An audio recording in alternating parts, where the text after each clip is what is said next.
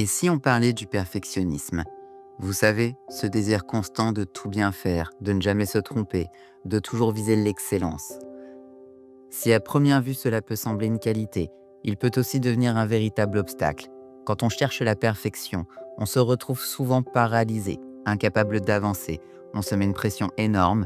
Alors comment reconnaître et dépasser les pièges du perfectionnisme pour avancer plus sereinement? C'est ce qu'on va voir aujourd'hui.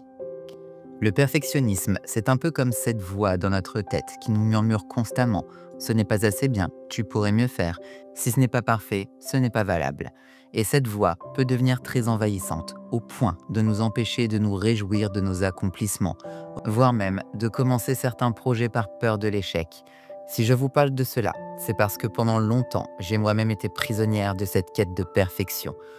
Que ce soit dans mon travail, mes relations ou même dans les aspects les plus simples de mon quotidien, j'avais cette peur de ne pas être assez bien. Et ce qui est paradoxal, c'est que plus on vise la perfection, plus on se sent insuffisant. C'est un cercle vicieux dont il est difficile de sortir. Une des premières étapes pour dépasser le perfectionnisme, c'est d'apprendre à le reconnaître. Il se manifeste souvent par des comportements comme procrastiner parce qu'on a peur de ne pas faire les choses parfaitement, être hyper critique envers soi, même pour des erreurs minimes, ressentir une grande anxiété face aux jugements extérieurs, ou encore avoir du mal à déléguer parce qu'on pense que personne d'autre ne peut faire les choses aussi bien que nous.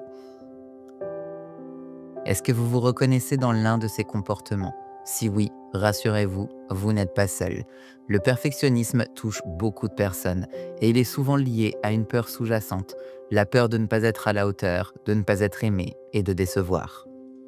Une chose qui m'a beaucoup aidé à dépasser ces pièges, c'est de comprendre d'où venait mon perfectionnisme. Souvent, il prend racine dans notre enfance, dans des moments où nous avons appris que nos valeurs dépendaient de nos réussites ou de la façon dont les autres nous percevaient. Peut-être que vous avez grandi avec l'idée qu'il fallait être parfait pour être accepté ou aimé. Ces croyances peuvent rester profondément ancrées en nous, même à l'âge adulte. Mais voici une vérité importante. Votre valeur ne dépend pas de vos performances. Vous avez de la valeur simplement parce que vous êtes vous. Et si cette phrase vous semble difficile à accepter, c'est peut-être le signe qu'il est temps de réévaluer vos attentes envers vous-même. Une autre étape essentielle pour surmonter le perfectionnisme, c'est d'accepter l'imperfection. Cela peut sembler évident, mais en réalité c'est un travail de tous les jours. Apprendre à dire « ce n'est pas parfait, mais c'est ok et c'est bien comme ça ». Cela ne veut pas dire baisser ses standards ou ne plus viser l'excellence. Cela signifie simplement reconnaître que la perfection est une illusion, qu'elle est inatteignable et qu'elle ne devrait pas être un critère pour avancer. Prenons un exemple concret. Imaginez que vous travaillez sur un projet qui vous tient à cœur. Vous pourriez passer des heures, voire des jours, à peaufiner chaque détail pour qu'il soit parfait. Mais à quoi bon si cela vous épuise, vous stresse et vous empêche de partager votre travail avec le monde? Parfois, il vaut mieux faire de son mieux, accepter les imperfections et avancer, car c'est en avançant, en essayant, qu'on comprend et qu'on grandit.